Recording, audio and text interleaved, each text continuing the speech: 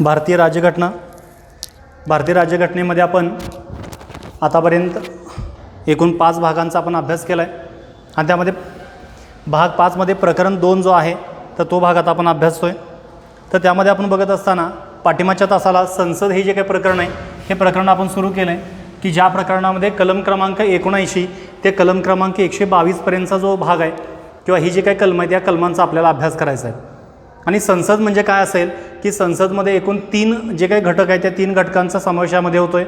राष्ट्रपती, लोकसभा आणि राज्यसभा. त्यापैकी आपण कलम क्रमांक 79 जो काही भाग आहे हा भाग पहिल्यांदा आपण अभ्यासला आहे. कलम क्रमांक 79 आणि त्यामध्ये सांगत असताना काय सांगितले की भारताची एक संसद असेल आणि जी राष्ट्रपती, राज्यसभा आणि लोकसभा यानुसार ती तयार झाली असेल असं कलम क्रमांक 79 आहे.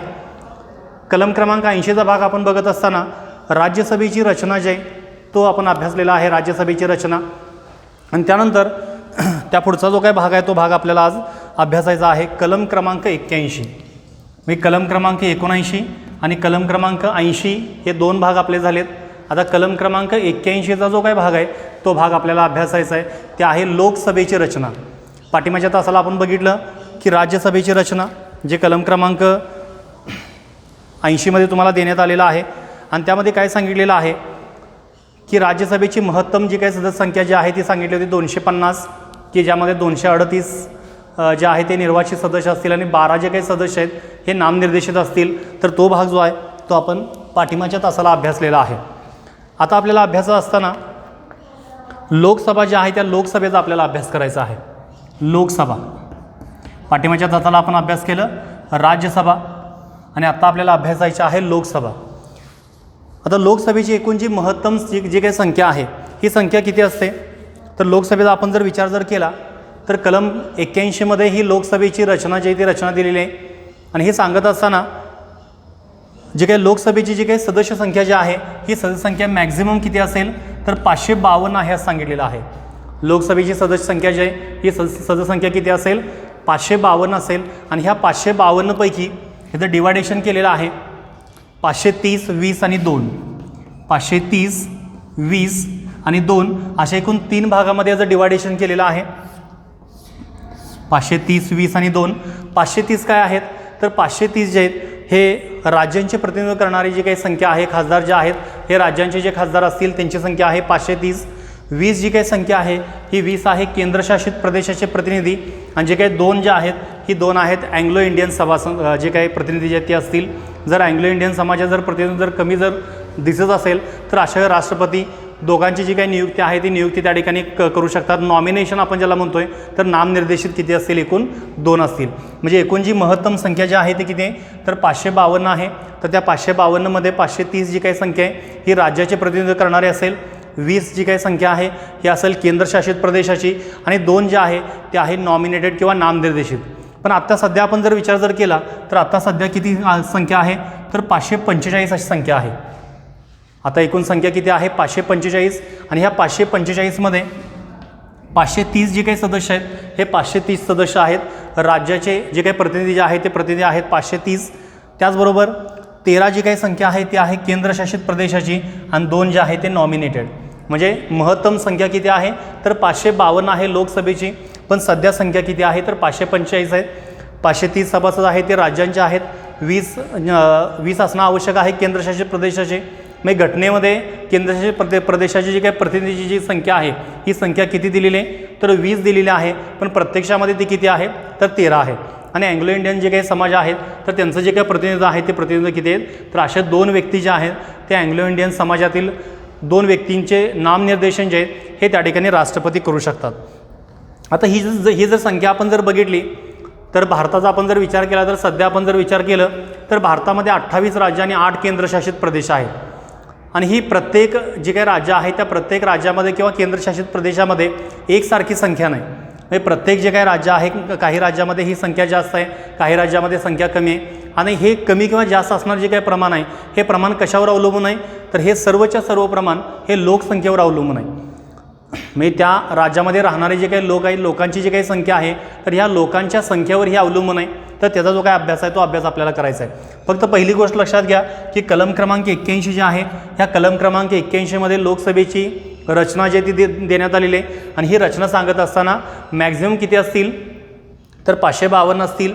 त्यामध्ये 530 हे राज्यांचे प्रतिनिधित्व करणारे, 20 केंद्रशासित प्रदेशाचे आणि 2 जे आहे ते अँग्लो इंडियन समाजाचे नॉमिनेटेड असतील जे राष्ट्रपती त्यांची नियुक्ती करणार आहे. पण सध्या किती संख्या आहे तर 545 आहे आणि त्यापैकी 530 जे आहेत हे काय असतील तर 530 जी काही संख्या आहे ती राज्यांचे प्रतिनिधित्व करणारी आहे आणि केंद्रशासित प्रदेशाची आवश्यक आहे 20, पण सध्या किती आहे ते 13 आहेत की ज्यामध्ये दिल्लीची 7 संख्या आहे. दिल्ली सोडून बाकी जे काही केंद्रशासित प्रदेश आहेत त्या प्रत्येकांना 1 अशी संख्या आहे आणि जे काही 2 आहेत ते अँग्लो इंडियन समाजाचे 2 नॉमिनेट केलेले जे काही सदस्य आहेत ते त्या असतील. म्हणजे अशी संख्या जी आहे ती 545 आहे. आता ह्या तिन्हीचं जी काही डिवायडेशनच्या बाबतीमध्ये आपल्याला थोडासा अभ्यासामध्ये करायचा आहे. तर त्यातला पहिला भाग आपण जर पाहिला तर राज्यांचे प्रतिनिधी किंवा राज्यांचे प्रतिनिधित्व असं आपण म्हणू. राज्यांचे प्रतिनिधित्व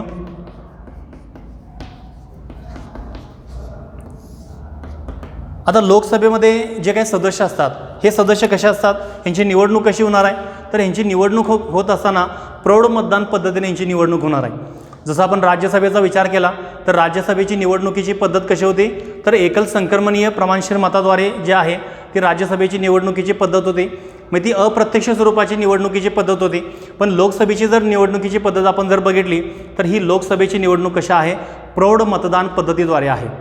म्हणजे ज्या व्यक्तीचं वय 18 वर्षापेक्षा जास्त आहे तर असा प्रत्येक व्यक्ती जो आहे जर मतदार जी यादी असेल त्यामध्ये जर त्याचं नाव असेल तर तो प्रत्येक व्यक्ती त्या ठिकाणी मतदान करू शकतो आहे.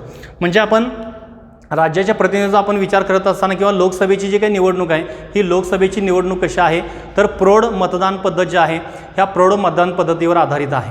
आणि कोण मतदान करू शकतं की ज्या व्यक्तीचं वय 18 वर्षापेक्षा जास्त आहे असा प्रत्येक व्यक्ती जो आहे तो ह्या लोकसभेसाठी मतदान करू शकतो आहे. ज्या भागामध्ये ज्या मतदारसंघामध्ये त्या व्यक्तीचं नाव आहे तर त्या मतदारसंघामध्ये तो त्या ठिकाणी मतदान करू शकतो आहे. आता हे मतदानाचं जे काही वय आहे हे वय आत्ता सांगत असताना आपण किती सांगितलं तर 18 असं सांगितलेलं आहे. पण अगदी सुरुवातीला आपण जर बघितलं तर हे वय किती होतं 21 होतं आणि 21 वरून ते वय किती करण्यात आलं 18 करण्यात आलं. हे कधी करण्यात आलं 21 वरून 18 तर 1988ला जी 61वी घटनादुरुस्ती झाली ते 61व्या घटनादुरुस्तीनं 1988 साली हे मतदानाचं जे काही वय हे वय कमी करण्यात आलं. म्हणजे अगोदर काय होतं की 21 वर्षापेक्षा जर जास्त जर वय असेल तरच व्यक्ती जो आहे तो मतदान करू शकत होता. पण त्यासाठी जे काही मतदाराचं जे काही वय आहे हे वय कमी करण्यात आलं. 21 वरून किती केलं 18 केलं. हे कधी केलं तर हे करत असताना 1988ला जी 61वी घटनादुरुस्ती झाली तर त्या 61व्या घटनादुरुस्तीनं हे मतदानाचं वय जे आहे ते वय काय केलं तर कमी करण्यात आलं. आता ही लोकसभेचे आपण राज्याचे प्रतिनिधित्व आपण बघत असताना भारतामध्ये जे काही राज्य आहे ते एकूण 28 राज्य आहेत. सद्यस्थितीला आपण जर विचार केला तर ह्या 28 राज्यामध्ये प्रत्येक राज्याला समान जागा आहेत का महाराष्ट्राला जेवढ्या जागा आहेत तेवढ्या जागा UPला आहेत का UPला जागा जेवढ्या आहेत तेवढ्याच MPला जागा आहेत का तेवढ्याच जागा ज्या आहेत ते इतर जे काही छत्तीसगड असेल झारखंड असेल किंवा केरळ असेल या ठिकाणी आहेत का तर नाही. तर ह्या ठिकाणी आपण विचार करताना प्रत्येक जी काही राज्य आहे त्या राज्यामध्ये असणारी जी काही लोकसंख्या आहे ह्या लोकसंख्येच्या प्रमाणानुसार ती जागा आहे. ज्या राज्यामध्ये लोकसंख्या जास्त असेल त्या राज्यामध्ये ह्या जागा जास्त आहेत. ज्या राज्यामध्ये लोकसंख्या कमी आहे तर त्या राज्यामध्ये ह्या जागा त्या तुलनेमध्ये कमी असतील. आता सर्वात जास्त जागा कोणत्या राज्यामध्ये आहेत तर सर्वात जास्त जागा ज्या आहेत त्या 80 ह्या जागा आहेत. ह्या कोणत्या राज्यामध्ये असतील तर ह्या आहेत उत्तर प्रदेशमध्ये. उत्तर प्रदेश जे आहेत तर त्या उत्तर प्रदेशमध्ये सर्वात जास्त जागा आहेत. आपण राज्यसभेच्या बाबतीमध्ये जर विचार केलं तर राज्यसभेच्या बाबतीमध्ये देखील सर्वात जास्त जागा ह्या कुठं आहेत उत्तर प्रदेशमध्ये आहेत. 31 जागा आहेत. आणि महाराष्ट्रामध्ये किती जागा आहेत तर 19 जागा होत्या राज्यसभेच्या. आणि ह्या लोकसभेचा आपण जर विचार केला तर लोकसभेचं मतदान हे प्रौढ जे काही पद्धत आहे मतदान पद्धत असेल तर त्यानुसार होतं. आणि एकूण भारताचा पूर्ण जर विचार केला तर सर्वात जास्त जागा कुठं आहेत तर उत्तर प्रदेशमध्ये जागा आहेत. ह्या UPच्या जागा किती आहेत तर 80 जागा आहेत. आणि महाराष्ट्रामध्ये किती जागा आहेत तर महाराष्ट्रामध्ये ह्या जागा आहेत 48. महाराष्ट्रामध्ये जागा किती आहेत तर 48. अशा अनेक प्रदेश आहेत की ज्या प्रदेशामध्ये एकच जागा आहे. उदाहरणार्थ आपण जर बघितलं सिक्कीम असेल नागालँड असेल मिझोरम असेल तर अशा ठिकाणी ज्या काही जागा आहेत त्या जागा किती आहेत फक्त एक जागा आहेत. हे देखील लक्षात घ्या महत्त्वाचं की सर्वात जास्त जागा कुठं आहेत उत्तर प्रदेशमध्ये 80 आहेत. आणि महाराष्ट्रामध्ये किती आहेत तर महाराष्ट्राचा विचार जर केला तर महाराष्ट्रामध्ये 48 आहेत. आता महाराष्ट्रानंतरचा आपण जर विचार केला तर पश्चिम बंगाल जे आहेत तर पश्चिम बंगालमध्ये जागा 42 आहेत. म्हणजे UPमध्ये 80 महाराष्ट्रामध्ये 48, पश्चिम बंगाल जे आहे ते पश्चिम बंगालमध्ये जागा आहेत 42 आणि त्या खालोखाल आपण जर 40 जागा जर बघितलं, आंध्र प्रदेशमध्ये 42 आहेत, पश्चिम बंगालमध्ये पण 42, आंध्र प्रदेशमध्ये सुद्धा 42 आहेत आणि 40 जागा आहेत त्या बिहारमध्ये आहेत. म्हणजे सर्वात जास्त लोकसभेच्या जागा असणारे जे काही पहिली 4-5 राज्य आपण जर बघितलं तर सर्वात जास्त जागा आहेत उत्तर प्रदेश 80 जागा, त्यानंतर आहे महाराष्ट्र 48 जागा, त्यानंतर आहे पश्चिम बंगाल 42 जागा, आंध्र प्रदेश आहेत आता 42. आता आंध्र प्रदेशचं देखील डिवायडेशन झालेलं आहे, त्यामुळे तो भाग देखील आता इथं आपल्या लक्षात घेणं आवश्यक आहे. आणि त्यानंतर आहे बिहार. बिहारमध्ये किती जागा आहेत तर 40 जागा आहेत. हे लक्षात घ्या राज्यांचे प्रतिनिधी. आणि हे कशावर अवलंबून आहे तर त्या राज्यातील जे काही लोकसंख्या आहे तर ह्या लोकसंख्येवर अवलंबून आहे. एकूण 530 जागा आहेत ह्या राज्यांचे प्रतिनिधित्व करणारे जे काही जागा आहेत ह्या आहेत 530. हे झालं राज्यांचं प्रतिनिधित्व. राज्यांचं नंतर त्या पुढचं जे आहे दुसरं ते आहे केंद्रशासित प्रदेशाचं. दुसरा जो काही भाग आहे तो काय असेल केंद्रशासित प्रदेश. केंद्रशासित प्रदेश जे आहेत तर केंद्रशासित प्रदेशाची जी काय या केंद्रशासित प्रदेशाच्या बाबतीमध्ये निवडणुकीच्या पद्धतीच्या बाबतीमध्ये असेल, मतदानाच्या बाबतीमध्ये असेल, घटनेमध्ये कुठलीही जी काही नोंद आहे ती नोंद त्यामध्ये केलेली नाही, पण तो अधिकार जो आहे तो संसदेला दिलेला आहे. म्हणजे मतदान कसं घ्यायचं आहे, मतदानाची पद्धत कोणती ठरवायची आहे, ती एकल संक्रमणाने ठरवायची आहे का प्रौढ मतदान पद्धती ठरवायची आहे, तर याबद्दल पूर्णपणे निर्णय घेण्याचा अधिकार जो आहे किंवा कायदा करण्याचा अधिकार जो आहे हा कुणाला देण्यात आलेला होता तर संसदेला हा जो काय अधिकार आहे हा अधिकार प्रदान करण्यात आलेला होता. आणि त्यानुसार ह्या केंद्रशासित प्रदेशासाठी जो काही कायदा आहे हा कायदा निर्माण केला केंद्रशासित प्रदेश कायदा 1965. यासाठी जो काही कायदा आहे हा कायदा निर्माण केला कशासाठी तर लोकसभेतील निवडणुकीच्या पद्धतीसाठी. जी लोकसभेची निवडणुकीची पद्धत होती ह्या लोकसभेच्या निवडणुकीच्या पद्धतीसाठी ही जी काही जो काही कायदा हा कायदा करण्यात आला. हा कायदा कोणता आहे तर केंद्रशासित प्रदेश कायदा 1965. आणि त्यामध्ये सांगत असताना सांगितलेलं आहे केंद्रशासित प्रदेश लोकसभेसाठी प्रत्यक्ष निवडणूक कायदा 1965. केंद्रशासित प्रदेश आणि लोकसभेसाठी प्रत्यक्ष निवडणूक कायदा. म्हणजे निवडणूक प्रत्यक्ष म्हणजे काय एकल संक्रमणीय असणार नाही तर प्रौढ मतदान पद्धतीद्वारे ही जी काही निवडणूक जी आहे ती निवडणूक होणार आहे. मग त्यासाठी जो आहे तो कायदा किती आहे तर 1965. आता संसदेला हा अधिकार दिला पण घटनेमध्ये अशी काही नोंद आहे का की ह्या केंद्रशासित प्रदेशासाठी 10 जागा असाव्यात, 15 जागा असाव्यात, 20 जागा असाव्यात. तर यामध्ये सांगत असताना जी घटना आहे त्या घटनेमध्ये असं नोंद केलेलं होतं की घटनेमध्ये केंद्रशासित प्रदेशासाठी 20 जागा राखीव स्वरूपात ठेवल्या होत्या. पण आता सध्या किती जागा आहेत तर आता सध्या फक्त 13 जागा ज्या आहेत ह्या केंद्रशासित प्रदेशासाठी आहेत. आणि त्या 13पैकी 7 ज्या जागा आहेत त्या फक्त दिल्लीसाठी आहेत आणि दिल्ली सोडून बाकीचे जे काही केंद्रशासित प्रदेश आहेत तर त्या ठिकाणी प्रत्येकी 1 जागा आहे. म्हणजे दिल्लीमध्ये 7 जागा आहेत आणि दिल्ली सोडून अंदमान निकोबार असेल किंवा बाकी जे काही केंद्रशासित प्रदेश आहेत तर बाकी केंद्रशासित प्रदेशाला प्रत्येकी 1 जागा जी आहेत ती 1 जागा कशासाठी आहेत तर ह्या जे काही लोकसभेची काही निवडणूक आहे त्या लोकसभेच्या निवडणुकीसाठी असेल. त्यानंतर तिसरा जो काही भाग आहे तो आहे नामनिर्देशित नॉमिनेटेड. नामनिर्देशित आता किती नामनिर्देशित असतील जर अँग्लो इंडियन समाजाचं प्रतिनिधित्व जर पुरेसं जर नसेल अशी जर राष्ट्रपती जर खात्री जर झाली तर राष्ट्रपती अँग्लो इंडियन समाजातील 2 व्यक्तींची निवड या ठिकाणी खासदार म्हणून किंवा सदस्य लोकसभा सदस्य म्हणून त्यामध्ये करू शकतात. मी हा जो काही भाग आहे नॉमिनेटेड आणि सध्या हा जो काही नॉमिनेटेड जो काही भाग आहे हा सुरुवातीला फक्त 10 वर्षासाठी होता. तो हळूहळू वाढवत 2020पर्यंतचा हा भाग ठेवलेला होता. पण सध्या आपण जर बघितलं तर नामनिर्देशनाची जी काही अट होती अँग्लो इंडियन समाजाची ही अट आता रद्द करण्यात आलेली आहे. म्हणजे आता सध्या आपण जर विचार केला तर कोणत्याही पद्धतीनं नॉमिनेटेड जे काही अँग्लो इंडियन समाजातील जे काही लोक आहेत किंवा जे प्रतिनिधी आहेत तर त्यांची नॉमिनेट करून निवड जी आहे ती निवड आता केली जात नाही. हे 3 प्रकार जे आहेत ह्या लोकसभेमध्ये. म्हणजे एक आहे तर राज्याचे प्रतिनिधी करणारे, दुसरा आहेत केंद्रशासित प्रदेशाचे आणि तिसरा आहे नामनिर्देशित. राज्याचे प्रतिनिधी आपण जर बघितलं तर एकूण 530 आहेत. त्यानंतर केंद्रशासित प्रदेशात जर बघितलं आवश्यक आहे 20 पण आहेत 13. आणि नॉमिनेटेड जर बघितलं तर 2 व्यक्तींची आवश्यकता आहे. सध्या 2 व्यक्ती असतील पण इथून पुढचा जो काही भाग आहे तर इथून पुढं कोणत्याही पद्धतीनं नॉमिनेटेडची जी काही अट आहे नामनिर्देशनाची जी काही अट आहे अँग्लो इंडियन समाजासाठी तर ती त्यामध्ये रद्द करण्यात आलेली आहे. तर हा भाग आहे तो आपण आता ह्या लोकसभेच्या बाबतीमध्ये आपण बघितला आहे. आता प्रत्येक राज्यामध्ये हे लोकसभेची जी काही सदस्य संख्या जी आहे ती सदस्य संख्या वेगवेगळ्या त्या राज्यातील असणारी जे काही लोकसंख्या जी आहे त्या लोकसंख्येच्या प्रमाणामध्ये असणार आहे. ज्या राज्याची लोकसंख्या जास्त आहे त्या राज्यामध्ये जास्त प्रतिनिधित्व, जसं आपण पश्चिम बंगाल UPचा भाग आपण बघितला, उत्तर प्रदेशचा, तर उत्तर प्रदेशची लोकसंख्या ही जास्त आहे, तर त्यामुळे सर्वात जास्त प्रतिनिधी जे आहे राज्यसभेवर देखील त्यांचेच आहेत. राज्यसभेचा आपण जर विचार केला तर 31 सदस्य आहेत आणि लोकसभेचा विचार आपण जर केला तर लोकसभेमध्ये 80 सदस्य आहेत. आणि महाराष्ट्राचा आपण जर विचार केला तर महाराष्ट्रातील राज्यसभेचे जे काही सदस्य आहेत हे आहेत 19 आणि लोकसभेचे जे काही सदस्य आहेत हे आहेत 48. आता लोकसभेची जी काही निवडणुकीची जी व्यवस्था आहे ती व्यवस्था आता आपण पाहणार आहे. लोकसभा जी आहे त्या लोकसभेची निवडणुकीची व्यवस्था. आता आपण हे फक्त काय पाहिलं की लोकसभेत असणारी जी काही रचना आहे किंवा सदस्य जे आहेत हे सदस्य किती असतील ते आपण पाहिलं. आता आपल्याला पाहायचं आहे लोकसभेच्या किंवा लोकसभा निवडणूक व्यवस्था. लोकसभा निवडणूक व्यवस्था जी आहे ते आता आपल्याला पाहिजे. लोकसभा निवडणूक व्यवस्था. आता निवडणूक व्यवस्था आपण जर पाहिलं तर त्यातला पहिला जो काही घटक आहे तर प्रादेशिक मतदारसंघ रचना. पहिला आहे प्रादेशिक मतदारसंघ रचना. मतदारसंघ रचना. प्रादेशिक मतदारसंघ रचना. आता ही प्रादेशिक मतदारसंघ रचना म्हणजे काय तर ह्यामध्ये दोन महत्त्वाचे भाग आहेत.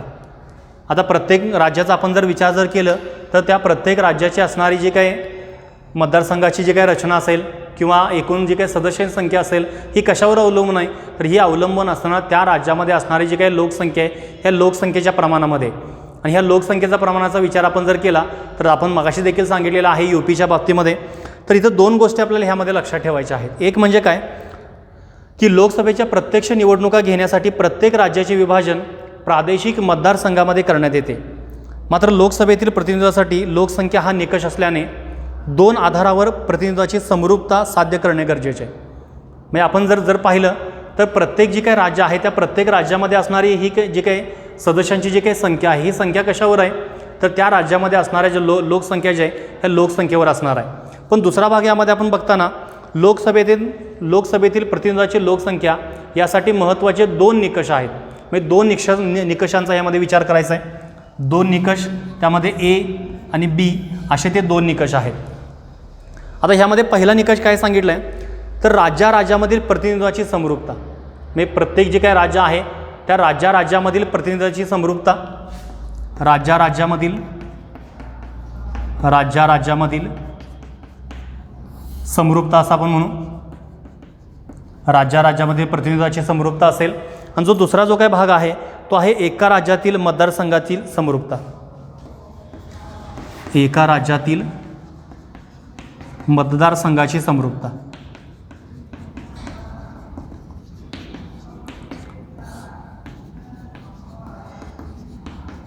ह्यामध्ये दोन घटक काय सांगितलेलं आहे समरूपतेच्या बाबतीमध्ये. एक आहे राज्यामधील समरूपता. आता ह्या राज्यामधील समरूपता आपण बघत असताना हे कशामध्ये दिलेलं आहे तर 81-2 मध्ये दिलेलं आहे. लक्षात घ्या 81 जे आहे ते लोकसभेची रचना आहे आणि 81-2 मध्ये देताना प्रादेशिक मतदारसंघाची रचना दिलेली आहे. आणि ही प्रादेशिक मतदारसंघाच्या रचनेचे दोन आधार आहेत. एक म्हणजे काय की राज्यामधील समरूपता किंवा राज्यामधील प्रतिनिधित्वाची समरूपता असेल आणि एका राज्यातील प्रतिनिधित्वाची जी काही समरूपता जी आहे ती समरूपता त्यामध्ये असणार आहे. आता जो त्यातला पहिला जो काही घटक आहे एक घटक असं आपण त्याला म्हणूया तर त्या पहिल्या घटकामध्ये काय सांगितलेलं आहे की राज्यामध्ये प्रतिनिधित्वाची समरूपता साध्य करण्यासाठी लोकसभेत प्रत्येक राज्याला अशा रीतीने जागा वाटून देण्यात येतील की त्या जागांची संख्या व त्या राज्यांची लोकसंख्यांचे गुणोत्तर सर्व राज्यांच्या बाबतीमध्ये सारख्या स्वरूपामध्ये असेल. म्हणजेच काय की राज्यामध्ये जी काही प्रतिनिधी आहे त्या प्रतिनिधीची जी काही समरूपता जी आहे ती समरूपता साध्य करत असताना प्रत्येक राज्याला अशा पद्धतीनं जागा वाटून देण्यात येतील की त्या ठिकाणी त्या राज्यातील असणारे सदस्य आणि त्यांची जी काही लोकसंख्या आहे यांचं गुणोत्तर जे हे सारख्या स्वरूपामध्ये येणार आहे. म्हणजे लोकसभेत प्रत्येक राज्याला अशा रीतीने जागा वाटून देण्यात येतील की त्या जागांची संख्या व त्या राज्याची लोकसंख्या यांचे गुणोत्तर सर्व राज्यांच्या बाबतीमध्ये जवळजवळ सारखेच असेल. लक्षात घ्या पहिला जो काय भाग आहे ए राज्यातील प्रतिनिधीची समरूपता आपण बघतोय. तर ह्यामध्ये काय सांगितलेलं आहे ह्या आता प्रत्येक राज्याला अशा स्वरूपामध्ये जागांची वाटणी करायची आहे किंवा जागा अशा वाटप करायच्या आहे, प्रत्येक राज्यांच्या बाबतीमध्ये असणारी जी काही सदस्य संख्या आणि असणारी जी लोकसंख्या आहे ह्यांचं गुणोत्तर जवळपास प्रत्येक राज्याचं हे सारखंच असेल अशाप्रमाणे वाटून द्यायचं आहे. म्हणजे आपण विचार करत असताना महाराष्ट्राची जी काही ज्या काही जागा आहेत ह्या जागा किती आहेत महाराष्ट्रासाठी, तर 48 जागा आहेत. आणि महाराष्ट्राची जी काही लोकसंख्या आहे तर त्या लोकसंख्येचा आपण जर विचार केला तर 12 किंवा 13 कोटी, तर ते 13 कोटीच्या प्रमाणामध्ये 48, तर हे जे काही प्रमाण आहे तर हेच प्रमाण इतर राज्यांच्या बाबतीमध्ये देखील असणं आवश्यक आहे.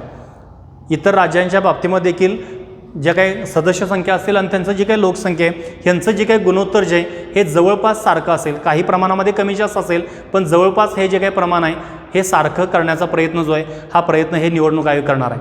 मग ह्यामध्ये सांगत असताना राज्यामध्ये प्रतिनिधी समरूपता म्हणजे काय लक्षात आलं का बघा, तर हा भाग काय आहे तर त्या राज्याला देण्यात आलेल्या किंवा वाटून देण्यात आलेल्या जागा आणि त्या राज्यातील असणारी लोकसंख्या जी आहे ह्यांचं गुणोत्तर इतर सर्व राज्यांच्या सारखंच असणार आहे जवळपास, त्यामध्ये कुठलाही बदल जो आहे हा बदल असणार नाही. आणि दुसरं काय सांगितलं तर एका राज्यातील मतदारसंघाची समरूपता, दुसरा जो काय भाग आहे एका राज्यातील मतदारसंघामध्ये प्रतिनिधित्वाची समरूपता साध्य करण्यासाठी. म्हणजे आता समजा महाराष्ट्रामध्ये ज्या काही जागा दिलेल्या आहेत तर 48 जागा दिलेल्या आहेत, तर 48 जागासाठी एकूण जे काही लोकसंख्या आहे तर प्रत्येक जो काही 48 जे काही मतदारसंघ आहेत तर 48 मतदारसंघामध्ये लोकसंख्येचं प्रमाण हे जवळपास एकसारखं असणं आवश्यक आहे.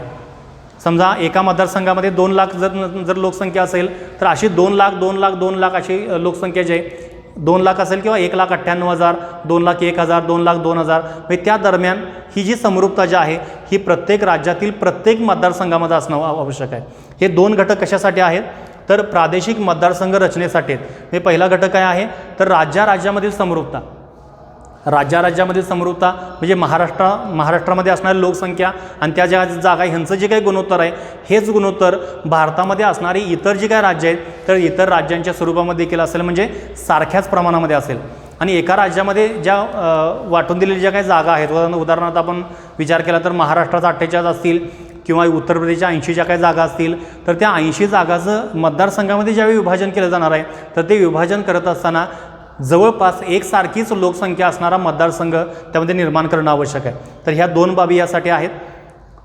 लक्षात घ्या महत्त्वाचं, प्रादेशिक मतदारसंघाच्या रचनेच्या बाबतीमध्ये राज्यामधील प्रतिनिधित्वाची समरूपता असेल आणि एका राज्यातील मतदारसंघातील प्रतिनिधित्वाची समरूपता असेल. म्हणजे एक म्हणजे काय असेल की महाराष्ट्रामध्ये जेवढ्या जागा मिळणार आहे लोकसंख्येच्या प्रमाणामध्ये त्या स्वरूपामध्ये जागा ज्या आहेत हे पश्चिम बंगालमध्ये जेवढी लोकसंख्या असेल तर त्या लोकसंख्येच्या गुणोत्तरानुसार जागा मिळणार आहेत. मग ह्या प्रत्येकामध्ये एक समरूपता राखण्याचा प्रयत्न जो आहे हा प्रयत्न ह्यामध्ये केला आहे. आणि दुसरं म्हणजे काय तर एका राज्यामध्ये ज्या काही जागा मिळतात, उदाहरणार्थ पश्चिम बंगाल विचार केला तर त्या ठिकाणी 42 जागा आहेत, तर त्या 42 जागेचं 42 मतदारसंघ असतील तर त्या 42 मतदारसंघाच्या बाबतीमध्ये लोकसंख्येचं गुणोत्तर जे आहे हे जवळपास एकसारखं असणं आवश्यक आहे. तर ह्या 2 बाबी ह्यामध्ये सांगण्यात आल्या आहेत. आता ह्या वरील ज्या काही तरतुदी आहेत तर त्यामध्ये पहिली तरतूद असेल ए आणि दुसरी तरतूद असेल बी. तर वरीलपैकी ए या तरतुदीमध्ये वेगवेगळ्या राज्यांना लोकसभेमध्ये वेगवेगळ्या जागा मिळतात. म्हणजे काय पहिली तरतूद आपण जर पाहिली तर महाराष्ट्रामध्ये जागा वेगळ्या असतील, पश्चिम बंगालमध्ये जागा वेगळ्या असतील, आंध्र प्रदेशमध्ये जागा वेगळ्या असतील, तेलंगणामध्ये वेगळ्या असतील. तर अशा ज्या काही जागा आहेत त्या प्रत्येक राज्याच्या ज्या काही जागा आहेत ह्या जागा वेगळ्या असतील. मात्र लोकसंख्येनुसार समरूपता साध्य होईल. मात्र लोकसंख्येनुसार ह्या प्रत्येक राज्याला सारख्या स्वरूपामध्ये जागा मिळणार आहेत. जागा वेगळ्या असतील. उदाहरणार्थ आपण जर बघितलं महाराष्ट्रामध्ये ह्या जागा जास्त आहेत, केरळमध्ये जागा कमी असतील, पण महाराष्ट्रामध्ये लोकसंख्येच्या प्रमाणामध्ये जेवढ्या जागा असतील तर तेवढ्याच जागा ज्या आहेत त्या इतर ठिकाणी देखील असणार आहे. तर तो भाग जो आहे तो आपण यामध्ये लक्षात घेऊ शकतो. त्यानंतर त्यापुढं आपण जर पाहिलं तर दुसरा तर महाराष्ट्रामध्ये जे काही लोकसंख्येच्या प्रमाणामध्ये ज्या काही जागा मिळालेल्या आहेत तर जागा मिळत असताना तयार करून ठेवायला लागलं. आता काय खाली येण्यापेक्षा आपण बसलो. पलीड झाला, तुम्ही पलीड गेला. हां नंतर चालतं, नंतर भेटतो तुम्हाला. हां आता दुसरा आपण जर बघितलं तर एका राज्यातील जे काही मतदारसंघ जे आहेत तर मतदारसंघामध्ये जे काही प्रतिनिधी समरूपता जी आहे ही समरूपता देखील त्यामध्ये साध्य होणार आहे. तर त्यामध्ये सांगितलं की पहिली तरतूद लक्षात घ्या की पहिल्या तरतुदीमध्ये प्रत्येक राज्याच्या जागा वेगळ्या आहेत पण लोकसंख्येच्या प्रमाणामध्ये प्रत्येक जागा आहेत. आणि जर दुसरी तरतूद आपण जर बघितली तर प्रत्येक लोकसंख्येचा सदस्य जवळजवळ सारख्याच लोकसंख्येचे प्रतिनिधित्व करणार आहे. म्हणजे प्रत्येक जो काही मतदारसंघ असेल किंवा प्रत्येक राज्यामध्ये असणारा जो काही प्रतिनिधी असेल तर तो समान स्वरूपामध्ये ती लोकसंख्या जी आहे त्यावर तो प्रतिनिधित्व करणार आहे. म्हणजे समजा सांगलीचा जो काही मतदारसंघ असेल, सांगलीच्या मतदारसंघामध्ये जी लोकसंख्या असेल तेवढ्याच प्रमाणात जी काही लोकसंख्या ही कोल्हापूर मतदारसंघामध्ये असेल, तेवढ्याच बीड मतदारसंघामध्ये असेल. तर ही समरूपता जी आहे ही समरूपता ब मध्ये दिलेली आहे. अ मध्ये समरूपता राज्यांच्या बाबतीमध्ये लोकसंख्येच्या बाबतीत दिल्या आणि ब ची जी काही समरूपता आहे ही त्या ठिकाणी असणारा जो मतदारसंघ आहे तर ह्या मतदारसंघाच्या बाबतीमध्ये दिलेली आहे. म्हणजेच मतदारसंघ वेगवेगळ्या क्षेत्रफळामध्ये असतील मात्र जवळ सारख्याच लोकसंख्येचे असतील. म्हणजे बीडमधला मतदारसंघ हा वेगळ्या क्षेत्रामध्ये असेल, सांगलीतला मतदारसंघ हा वेगळं भौगोलिक क्षेत्रफळ असेल, पण त्यामध्ये राहणारी जी काही लोकसंख्या आहे ही लोकसंख्या जवळपास सारख्या स्वरूपामध्ये. तर हे काय सांगणार आहे तर प्रादेशिक मतदारसंघाच्या रचनेबाबत आहे. आता दुसरा आहे प्रत्येक जनगणनेनंतर पुनर्रचना. हा पहिला भाग आपण बघितला. दुसरा आहे प्रत्येक जनगणनेनंतर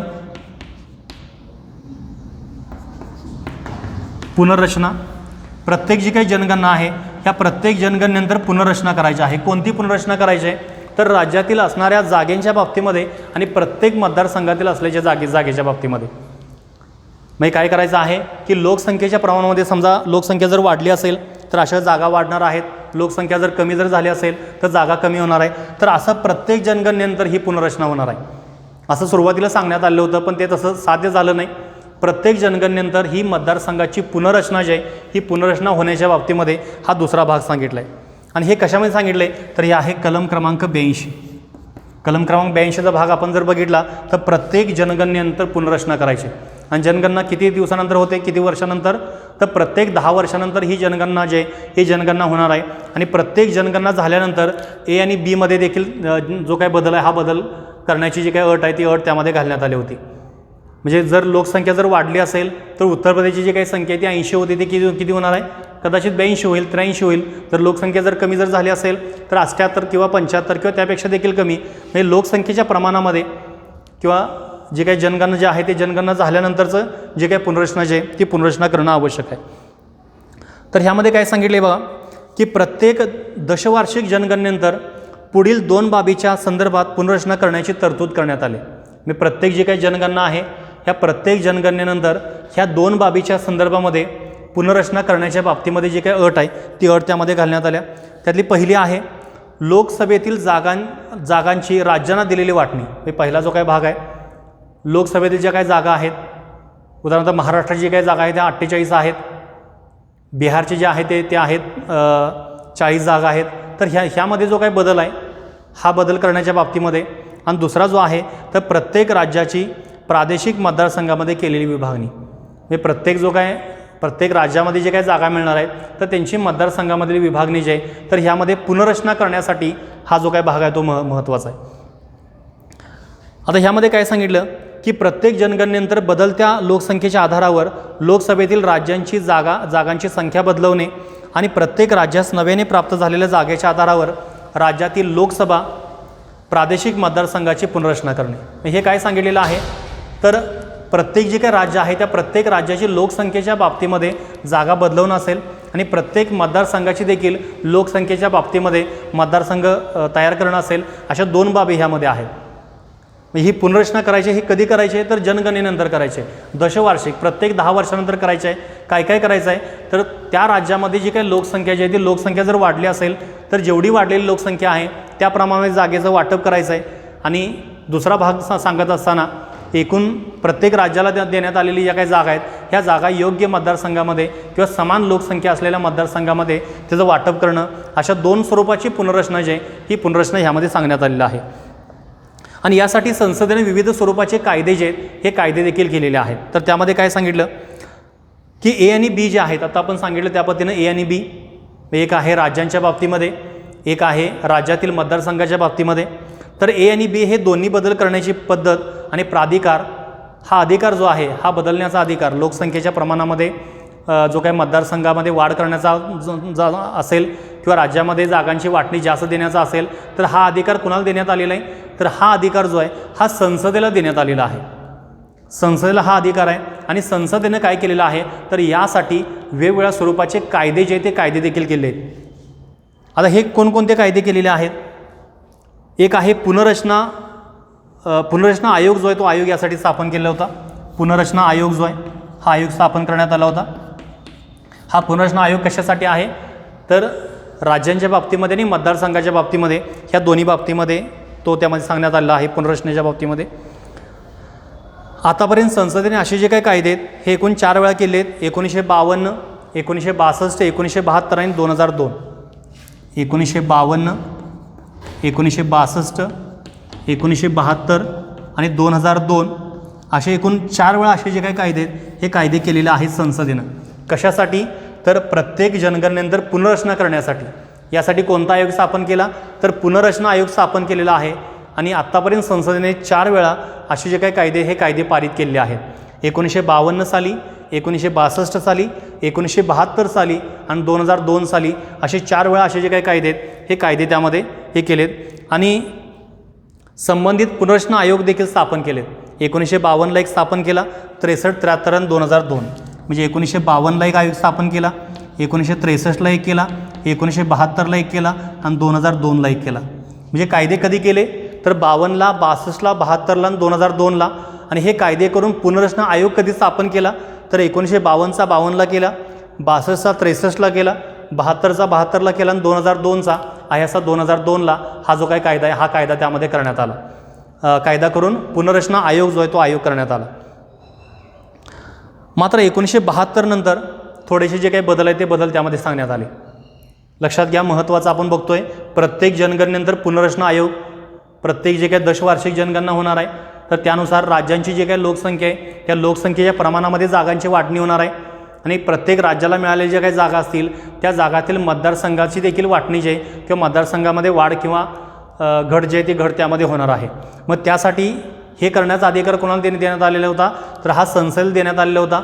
त्यासाठी संसदेनं पुनर्रचना आयोग स्थापन केला आणि 4 वेळा असे कायदे केले, 52, 62, 72 आणि 2002. आणि त्यासाठी पुनर्रचना आयोग स्थापन केले 52, 63, 72 आणि 2002. आणि 1972 नंतर काही महत्त्वाचे बदल जे आहेत ते बदल त्यामध्ये झाले. 1952मध्ये जो काय बदल झाला तो त्या ठिकाणी अंमलात आला. 1963मध्ये जो काय बदल झाला तो अंमलात आला. त्यानंतर 1972मध्ये बदल झाला. आणि त्या 72मधले जे काही बदल आहेत तर त्या बदलाच्या बाबतीमध्ये महत्त्वाचे निर्णय जे हे निर्णय त्यामध्ये घेण्यात आले. कधी तर 1972 नंतर. आता ते निर्णय कोणते ते आता आपल्याला पाहिजेत. 1972 नंतर जे काही बदल आहे किंवा त्या संदर्भातला जो काही निर्णय आहे ते निर्णय आता आपल्याला पाहिजेत. तर त्यातला पहिला निर्णय आहे हे आपण कशा संदर्भात बघतोय तर पुनर्रचनेच्या बाबतीमध्ये बघतोय. कधी कधी बदल झाले तर 52ला झाला, 62ला झाला, 72ला झाला आणि 2002ला झाला. 52चा बदल अंमलात आणला, 62चा बदल अंमलात आणला. पण 72 नंतर त्यामध्ये बदल झाला. त्यातला पहिला बदल आपल्याला बघायचा आहे 42वी घटनादुरुस्ती. 42वी घटनादुरुस्ती कधी आहे तर 1976. सगळ्यात महत्त्वाची घटनादुरुस्ती आहे 42वी. त्यामध्ये काय सांगण्यात आलं की 42वी घटनादुरुस्ती 1976 अन्वये वरील ए आणि बी. ए म्हणजे काय आपल्याला माहिती आहे. ए म्हणजे काय तर राज्याचे प्रतिनिधी असतील आणि बी म्हणजे काय तर राज्यातील मतदारसंघाचे प्रतिनिधी. ए आणि बीमध्ये बदल करून बदल हे 2000पर्यंत न करण्याचे ठरलं. त्यामध्ये 1972 जी 42वी घटनादुरुस्ती जी काय झाली 1976ला त्यामध्ये काय केलं की ए आणि बी ह्या दोन्हीमध्ये पण बदल करायचा नाही. कधीपर्यंत करायचा नाही तर 2002पर्यंत करायचा नाही. म्हणजे 2002पर्यंत हीच संख्या आहे अशी गृहीत धरायची आपल्याला. त्यामध्ये कुठलाही बदल करायचा नाही असं कधी ठरलं तर 42वी घटनादुरुस्ती 1976मध्ये असं सांगण्यात आलं की जी काही राज्यांची जी प्रतिनिधी जी काही संख्या आहे त्या संख्येमध्ये कुठलाही बदल करायचा नाही. आणि असणारे जे काही मतदारसंघ आहे त्या मतदारसंघामध्ये कोणताही बदल कधीपर्यंत करायचा नाही तर 2002पर्यंत कुठलाही बदल न करण्याच्या बाबतीमध्ये ही पहिले जो काही पुनर्रचना जो काय आयोग होता 72चा त्या 72च्या आयोगाने सांगितलं. दुसरा बदल हा झाला पहिला बदल ए आणि बीच्या बाबतीमध्ये. म्हणजे 2000पर्यंत न करण्याचे ठरले. 2000पर्यंत लोकसभेतील जागांची वाटणी व राज्यातील लोकसभा मतदारसंघाची रचना 1971च्या जनगणनेवर आधारित असल्याचं सांगितलं. म्हणजे 42वी घटनादुरुस्ती इथं 2002 नाही तर 2000 आहे लक्षात घ्या.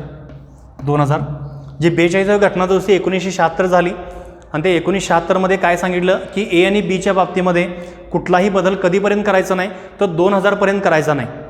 आता 2000पर्यंत जर करायचं जर नसेल तर आता 72 नंतरची जी काही लोकसभा निवडणूक झाली तर त्यामध्ये कोणते आकडे गृहीत धरायचे तर ते 1971च्या जनगणनेचे आकडे गृहीत धरायचे आणि ते कधीपर्यंत गृहीत धरायचे तर ते 2000पर्यंत गृहीत धरण्याचे संकेत जे हे संकेत ह्या 42व्या घटनादुरुस्तीने दिलं.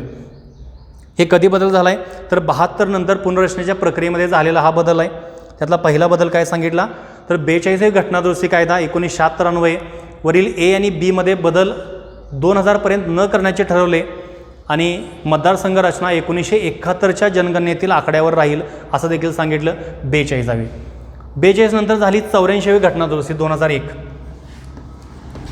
84वी घटनादुरुस्ती झाली 2001 अन्वये आणि ह्या 84व्या घटनादुरुस्तीमध्ये थोडासा त्यामध्ये बदल केला. काय बदल केला बघा त्यामध्ये 2001 अन्वये एमध्ये बदल न करण्यावर बंदी 2026पर्यंत ढकलण्यात आली. ही जी काही बंदी होती एची बंदी अगोदर कितीपर्यंत होती तर 2000पर्यंत होती. एची बंदी म्हणजे कोणती बंदी एची बंदी म्हणजे की राज्याची जी काही सदस्य संख्या आहे लोकसभेची राज्याची जी काही जागांची वाटणी जी आहे त्या वाटणीमध्ये बदल न करण्याचं कधीपर्यंत ठरलं होतं 42व्या घटनादुरुस्तीनं 2000पर्यंत. आता हा जो काही बदल आहे हा बदल कधीपर्यंत गेला तर हा एमधला जो काही बदल आहे हा 2026पर्यंत करायचा नाही. म्हणजे 2026पर्यंत जागा किती असतील तर 1971च्या जनगणनेमध्ये ज्या काही जागा आहेत त्या जागा 2026पर्यंत असतील. त्यामध्ये कुठलाही बदल असणार नाही असं एच्या बाबतीमध्ये सांगितलं. त्यानंतर बीच्या बाबतीमध्ये मात्र बीमधील बदल 1991च्या जनगणनेच्या आधाराच्या आकड्याचे निर्णय घेण्यात येईल असं सांगितलं. म्हणजे जो काय बीचा जो काही बदल आहे हा बीचा बदल सांगत असताना 1991ची जी काही जनगणना आहे तर 1991च्या जनगणनेमध्ये जे काही आकडे असतील तर त्या आकड्यानुसार तो बदल करणं सांगण्यात आलं. कधी तर 84वी घटनादुरुस्ती 2001ला. 42व्या घटनादुरुस्तीमध्ये काय सांगितलं की ए आणि बीमध्ये बदल करायचा नाही कधीपर्यंत 2000पर्यंत करायचा नाही. आकडे कुठले गृहीत धरायचे 1971चे आकडे गृहीत धरायचे. 84वी घटनादुरुस्ती झाली 2001ला. त्यामध्ये काय सांगितलं की एच्या बाबतीमध्ये 2026पर्यंत आहे तीच संख्या ठेवायची त्यामध्ये काही बदल करायचा नाही 26पर्यंत. आणि बीच्या बाबतीमध्ये मात्र 1991ची जी काही जनगणना होणार आहे तर त्या 1991च्या जनगणनेतील आकड्याच्या आधारे आतली जे काही मतदारसंघ आहे या मतदारसंघाची रचना करायची. म्हणजे महाराष्ट्राची जी काही संख्या जी आहे महाराष्ट्राची जी लोकसभेची सदस्य संख्या ही 48 आहे पण 1971ची जी काही लोकसंख्या जी आहे ती लोकसंख्या कमी असेल. पुन्हा ते 1991पर्यंत ती संख्या वाढत गेली असेल. संख्या जरी वाढली असेल तरी जी काही सदस्य संख्या जी आहे ही सदस्यसंख्या 48 राहणार आहे. पण आतले जे काही मतदारसंघ आहेत तर त्या मतदारसंघाचं अंतर्गत जे काही डिवायडेशन जे आहे ते डिवायडेशन होणार आहे. संख्या तेवढीच राहणार आहे पण मतदारसंघाची लोकसंख्या वाढणार आहे. प्रत्येक जो काही मतदारसंघ आहे त्या प्रत्येक मतदारसंघामधील असलेली लोकसंख्या जी आहे ही लोकसंख्या वाढणार आहे. राज्यांची जी सदस्य संख्या आहे ही सदस्य संख्या तेवढीच राहणार आहे. उदाहरणार्थ आपण जर बघितलं तर महाराष्ट्रामध्ये 1971 साली समजा एका मतदारसंघामध्ये 1.5 लाख लोकांच्या पाठीमागं एक जर मतदारसंघ असेल तर 1991पर्यंत ती संख्या वाढली असेल. आता काय होणार आहे की महाराष्ट्राची लोकसंख्या महाराष्ट्राची सदस्य संख्या जी आहे ती 48 राहणार आहे. पण प्रत्येक जो मतदारसंघ आहे हा मतदारसंघ 1991 नंतर मतदारसंघामध्ये असणारी जी काही लोकसंख्या जी आहे ही लोकसंख्या वाढणार आहे हे सांगितलेलं आहे 84व्या घटनादुरुस्तीनं. 1991चे आकडे गृहीत धरा सांगितलं. पुन्हा एक घटनादुरुस्ती झाली त्यानंतर 87वी घटनादुरुस्ती. 87वी जी काही घटनादुरुस्ती झाली 2003 आणि ह्या 87वी घटनादुरुस्ती 2003नं बीमधील बदल जो बीमधला जो काही बदल होता इथं किती होता 1991 होता तो बदल 2001पर्यंत करण्यात आला. हा बीमधला जो काही बदल आहे हा बदल कधीपर्यंत करण्यात आला 2001पर्यंत करण्यात आला. 87वी घटनादुरुस्ती कायदा 2003 अन्वये मात्र बीमधील बदल 2001च्या जनगणनेच्या आकड्याच्या आधारावर करण्याचे निश्चित करण्यात आले. एमध्ये काय त्यांनी गृहीत एमध्ये ऑलरेडी 2026पर्यंत केलं होतं. बीमध्ये सांगितलं की 91चे आकडे गृहीत धरा. पण 87वी घटनादुरुस्ती करून काय केलं की हा भाग जो आहे तो कॅन्सल केला आणि ही जी काही 1991 होतं आणखीन 10 वर्ष पुढं वाढवण्यात आलं आणि ते किती केलं 2001 करण्यात आलं.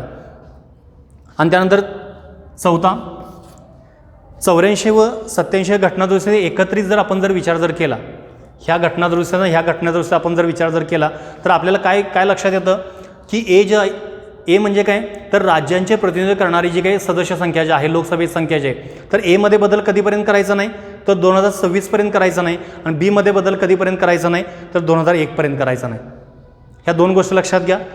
84 आणि 87 घटनादुरुस्ती आपण जर लक्षात जर घेतली तर त्यामध्ये दोन गोष्टी आपल्याला लक्षात येतात की राज्यातील जे काही लोकसभेच्या सदस्य संख्या जी आहे ही सदस्य संख्या कधीपर्यंत बदलायची नाही, तर 2026पर्यंत बदलायची नाही, आणि राज्यामध्ये असणारे जे काही मतदारसंघ जे आहेत ह्या मतदारसंघाची पुनर्रचना कधीपर्यंत करायची नाही, तर ही पुनर्रचना जी आहे ही 2001पर्यंत करायची नाही असं त्यामध्ये आपण सांगू शकतो.